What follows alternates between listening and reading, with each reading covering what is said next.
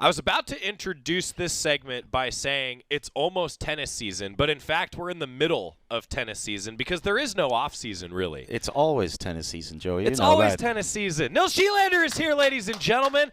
The donor. I'm going to call you a donor. Can I do that? All right, you're a donor. I'm a donor. Yeah, so of the probably two most priceless pieces in the studio, one, the ball. Are you a fidgeter? Like, do you want to hold the ball while we do the interview? But you probably should get that encased.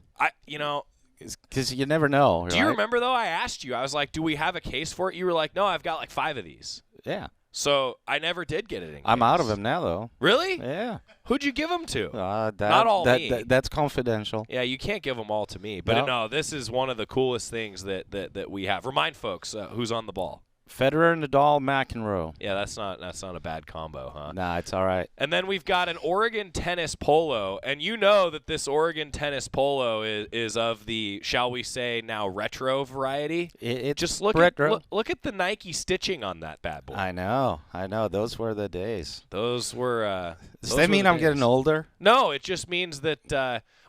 Have you seen what Coach Rad walks around in sometimes? I see Coach Rad almost daily. Dude. And it's epic. You know what? When I see him, it's like watching a walk-in garage sale, and I love it. I love it. So Coach Rad famously will bust out like the original matching tracksuit, and it's from the 80s. Oh, it's probably further back. I mean, they're epic. So, as the longest tenured coach in the athletic department, now, Coach Rad, I'm not saying strength coaches don't count. They do, believe me. Coach Rad is the longest tenured, but you're the longest tenured head coach. Absolutely. So, what's the oldest thing in your closet that you still will rock from time to time? I have to dig deep, but my wife has a rule. Every time I bring something home, I have to get rid of something. That's a terrible rule. It is, but I've taken over the whole master closet. Probably have the closet in the guest bedroom. So it's I know. I need to find some kind of a filing system. Nah, but it goes back.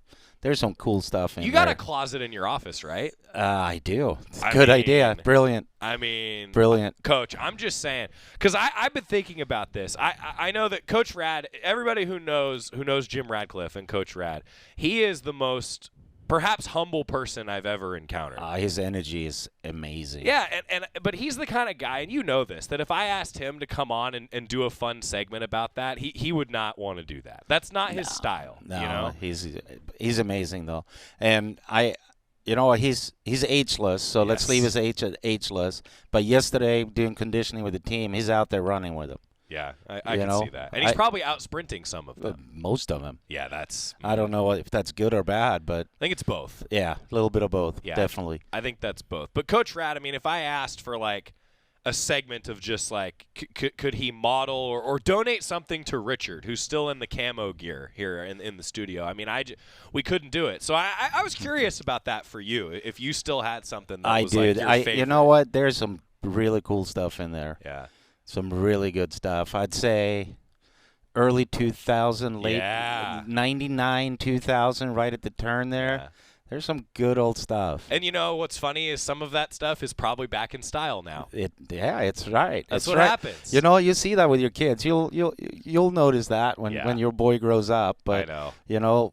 It's basically what my wife and I wore back in the 80s is coming back. Yeah. And then they recycle and go into the 90s. Yeah. And see, all the more reason not to get rid of stuff. I know.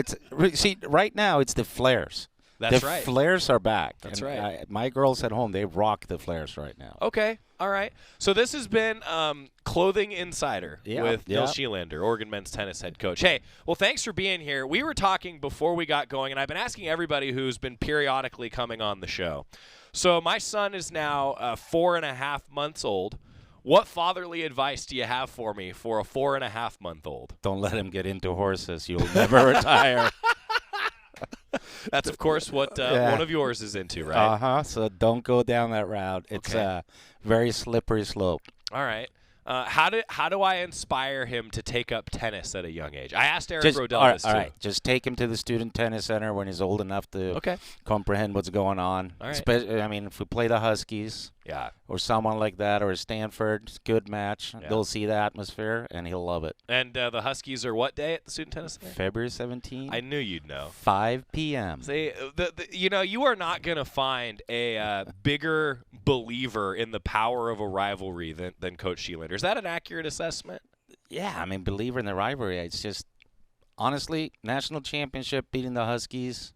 Really? You know, It's a toss-up if you have to choose one. Oh, boy. See, any Huskies that are tuning in, if you feel the same, then you know this is your guy. It's a healthy rivalry. I mean, I grew up in Europe, so I have those soccer rivalries I used to go to as a kid, and you get up for them. What's your earliest memory of like a rivalry moment? Do you have one as a kid? Oh, yeah. Probably, I'd say 7, 8 years old. Oh, really? Being in the hardcore supporter section at a soccer game back home. Yeah. Cloud of blue smoke and people going crazy.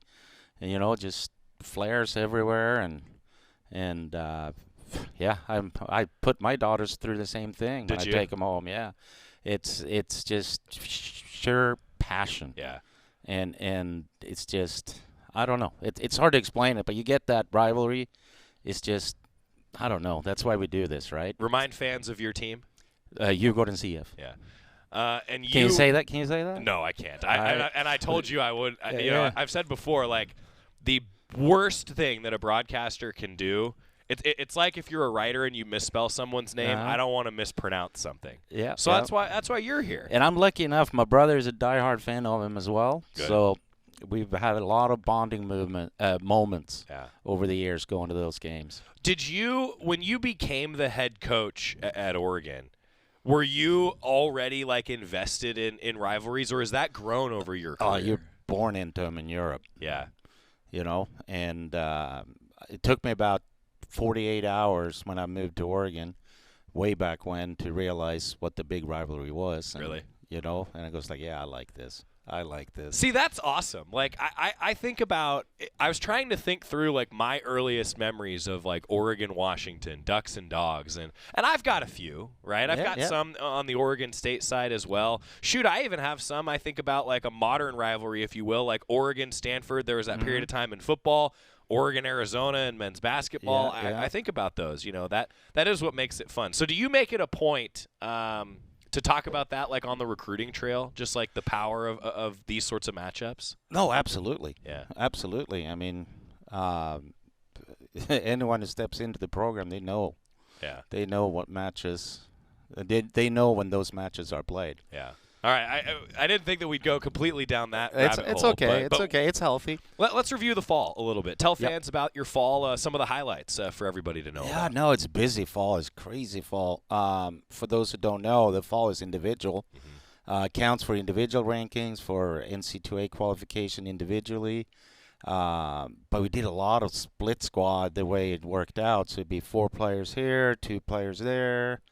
You know, I think we only had the whole group together once the whole fall, but we seemed to be competing every weekend. Yeah. So it was actually really, really busy, and I wish we would have had a few more events when the whole squad could have been there, but it's the way it worked out. Didn't go. So, I mean, literally 1 week into practice, and our top guys, you know, were selected for the All-American Championships to play for. That's one of the big slams. So I was out there for, I think, 10 days maybe in Tulsa, Oklahoma. It's a wonderful place, not really, but they do have a nice facility. Yeah. And they did well out there. I had a really good run, and then, you know, just kept going and going and going. And, you know, Coach Spencer and I, we were literally, I'm coming home, he's going, and vice versa. But, you know, we had a fair amount of success, and it was a good fall, you know. Competed at Stanford for the Super Regionals, and, you know, Josh and Quinn made nationals, had a great run at the Fall Nationals. They actually, going into the season, now ranked 15th in the nation out of all doubles teams after a spectacular fall. Yep. So, yeah, it's been busy. If you missed it last spring, Quinn Vandenkasteel and Josh Charlton, we actually had them here in the studio. And they were a ton of fun to talk to. They're awesome. They're good dudes. How do you find, as a coach, the chemistry to pair athletes like that, where you're just like, this is going to work? You know, It's funny you say that because when we recruit, and it's very important to find personalities that will fit into our culture. Sure. And those boys, they're good at the banter, and creates for a great atmosphere. And it seems to, pretty much across the board, the guys that are coming into the program, they kind of get that, take that personality in, and Sure. It makes for a great atmosphere. I don't feel like I go to work. Yeah. It's just fun hanging around with the guys. Take fans inside practice if you could, and also maybe a two-part question. Because it's individual, then you get into the team setting. We've talked about this before. Like, collegiate tennis is unique in that there is that team. Absolutely. Period. So how does practice change, maybe is the best way to ask this question, over the course of an entire calendar academic year? It doesn't change that much. We have our team practice days when everybody's out there. And then we work individual workouts around that, where they come out individually or 2 and 2 around those teams. But we do have a team session pretty much daily, where the energy is unreal. And then, guys will set up individual workouts around that when they need to work on something individually. Right. So, but I think it's really important that you do have that good team culture and you get along, and that's going to often be the difference in a close duel match. Yeah. You see it a lot. If it's 3-3 in the match, the team that is the closest, they're going to win those. Well, and it's so fun. For those that have not been to a collegiate tennis match, like some of the best ones that I've been to here at Oregon, it's so fun because you're keeping track of different courts and what's happening over the course of a match because they're happening simultaneously. But then, without fail, the Washington match always comes down to one court. Both teams are right around it, and there's this build-up, there's this buzz, there's this energy.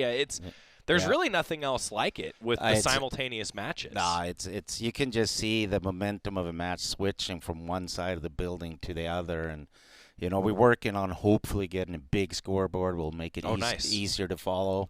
So any big donors out there, if you don't know what to do with your money, that's high on the wish list. Well, first of all, go to the Student Tennis Center, though, and see, a matchup like between the Ducks and the Dogs because it's fun. Oh, it is. February 17th, 5 p.m. Told you. Yeah. You know. No, it is. But you're right. I mean, you get a match, and you see that's happening here, and then it's happening over there, and you can literally see the crowd moving, shifting in the facility to where the action is, and pretty often it comes down to one court after all that play. You and I have talked about the strategy as a coach of like where do you go and where does Coach Spencer go over the course of a match like that? Do the student athletes keep track of where the fans are? Like, can they feel that? I guess I'd have to ask them a little bit. I mean, I'm sure they do. It's nothing we really talk about. But, you'll have the guys. A lot of them will have their own kind of fans that are hang behind their courts, where their buddies hang out. Yeah. There's a rooting interest. So, absolutely. Yeah. Absolutely. That makes sense. All right, I do want to ask you a little bit about the long season, and I'm always kind of curious with sports in general and for coaches, especially because there's a lot of individual work. There's individual tournaments that go on in the summer. Then there's the team period. You're practicing all the time. Do you have to manage like a workload as a coach? Like, do you have to sometimes tell your student athletes, okay, no, you need to take a break. You need to take time off. Absolutely. I mean, some of them work too much and they're so driven, but sometimes rest is the best practice you can get. Right. If you're not healthy and your body's going to break down, you can have no success. Yeah. But it is taxing because you look at it. We have our fall season, which is important, and then the team season that is, the meat of our season. And then these guys, they have aspirations. So when our seasons are over, it's not like it's over for them. They go out on their own. They travel the world, play events, try to pick up ATP points, pro points, to kind of get a head start of that on that life after college. Interesting. So literally, there's not many weeks off in a year for them. Schedule coming up.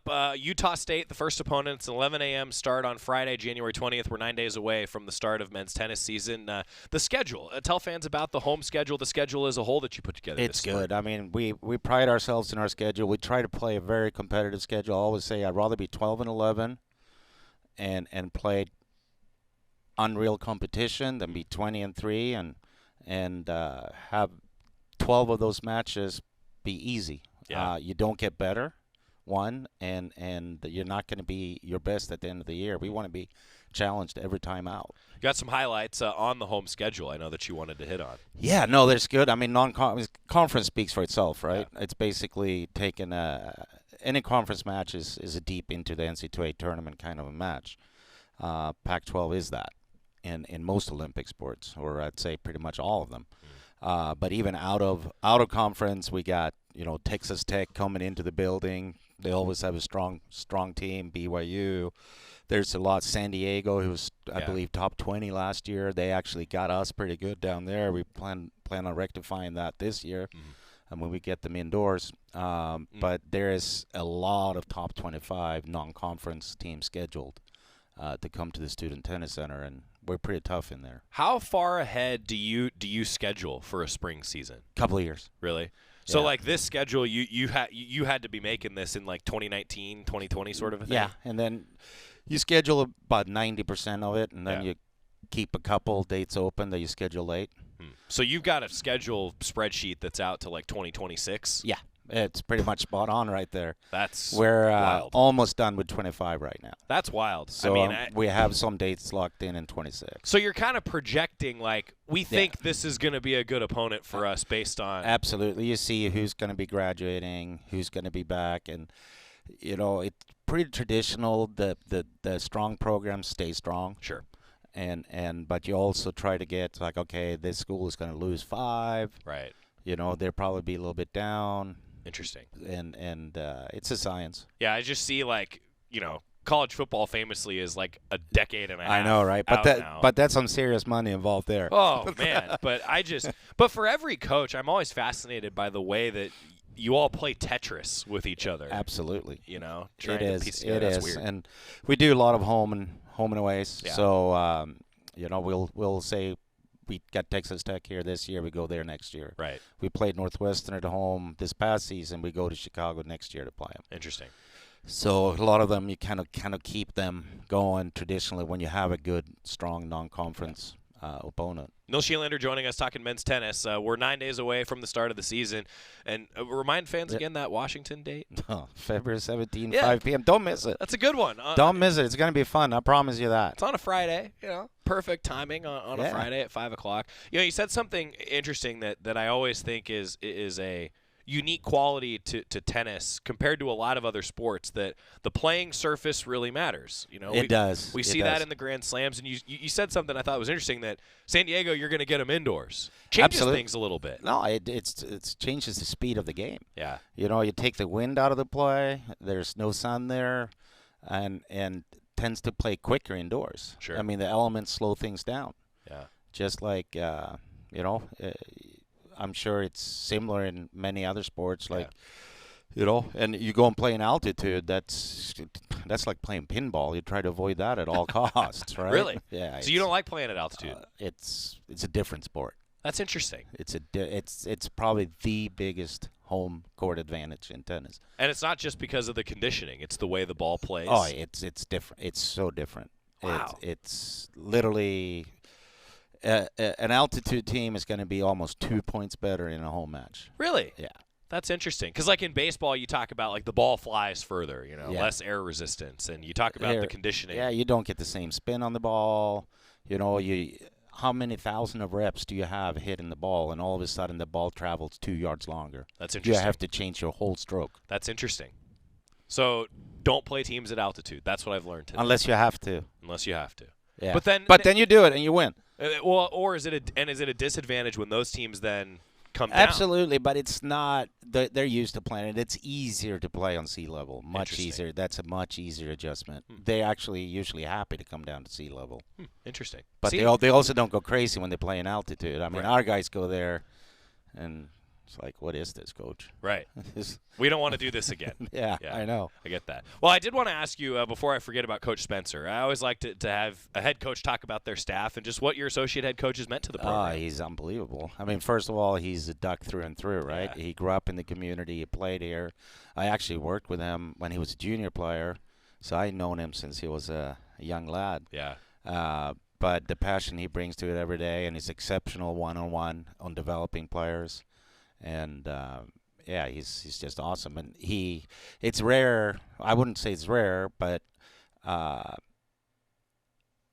to the extreme that he cares as much as the head coach does. I mean, he lives, breathes, sleeps, walks duck tennis. Yeah. And it probably drives our wives crazy, but we'll, at 6 a.m, we'll talk. Yeah. 11 o'clock at night, we'll talk.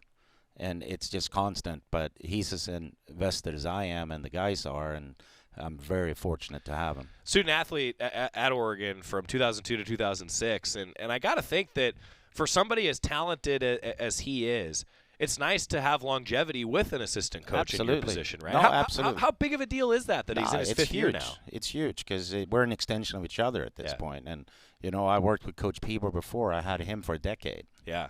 So I've been very lucky. But I also think it speaks volumes for the programs. It's not a place you just go to further yourself. You come here and you love it and you love being part of it.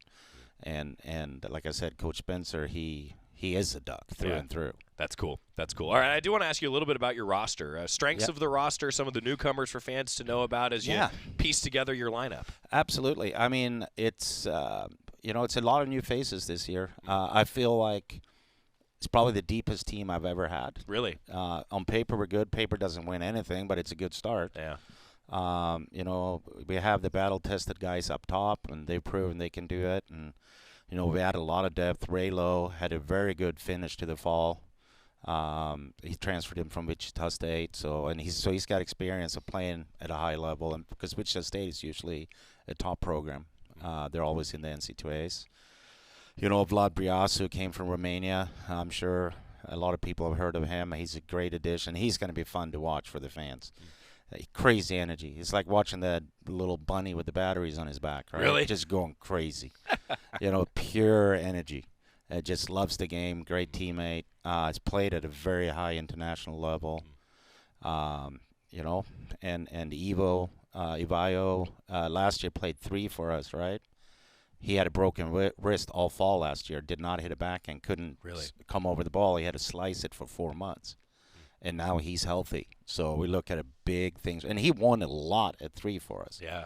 And now he's healthy. So he's a complete different player. Jesper, has he lost yet for 4 years? I don't know. Probably not. I mean, I think he was like 21-4 a couple of years ago in dual matches. He's just a beast. Wild. So I'm excited. I could tell. Yeah. Luke's back. He's a senior. Quinn's older brother. He had some huge wins for us last year. Beat Pepperdine when I think they were like 16 in the country, 14 in the country, something like that. When we upset him, he had a huge win for us. Same thing. He clinched against ASU, a tiebreaker in the 3rd set. So yeah, it's good. It's good. So you're excited. A lot of depth. Absolutely. Keys to success. So what's it going to take to get what you want to be? Doubles. We win the doubles. It's going to be hard to find 4 points in singles against us. If we win that doubles point, I challenge anyone to find 4 points. All right. So that's what depth will do, right? You can come back anytime. Thank you. I like it. Nils Schyllander, thanks for being with us. Thanks for having me. Hey, always a pleasure. It is always our pleasure. And again, the best stuff that's in the studio came from this man. I know. I got to up my game now. I need to go to some slams here this year and get some good stuff for you. Well, thank you preemptively, but also next time I challenge you, I want to see the 1999 swag. I'll find something. Yeah. I might have to dig deep. That's all right. I'll come in. When you're back on here in the next few weeks as the season gets rolling. You want some swag on me? On you. All right. I don't. What about I find some for you? No, you don't need to do that. You don't sure? need to do that. I want to see. I mean, I hear you're wearing socks with Ulmer's face on them. I mean, if we can if you do that and you won't put on a tennis shirt from '99. Oh no, I'm in. Okay, good. I'm in. I'll do it. I just don't want you to have to give something to me. No. We'll suit you up. I'm just challenging for you to have the awesome. All right, we'll do it. We'll do tandem. I'll do it. I like Sounds that. good. I like that. Should we do a giveaway at the tennis center with socks with your face on them? Oh gosh. Oh, all right. That would be. It'd be something. It would be something. That's right. Have you seen the Ulmer socks? Yeah, and they get regifted. I have seen the Ulmer socks. But those are high. I mean, the season he had, those things are a treasure. Yeah, and don't worry, fans, we're gonna do it again. But much to Matt's chagrin. Yeah, one with my face, that would be regifted so quickly. Oh, I don't know about that. I'd wear them. You're probably the only one. No. Coach Spencer would wear them. Well, because I'd make him. The student athletes would wear them. Absolutely not. Yeah, sure they would. Supporting their coach. Oh, you're killing me. Yeah. Hey, thanks for being here. Always appreciate it. My pleasure.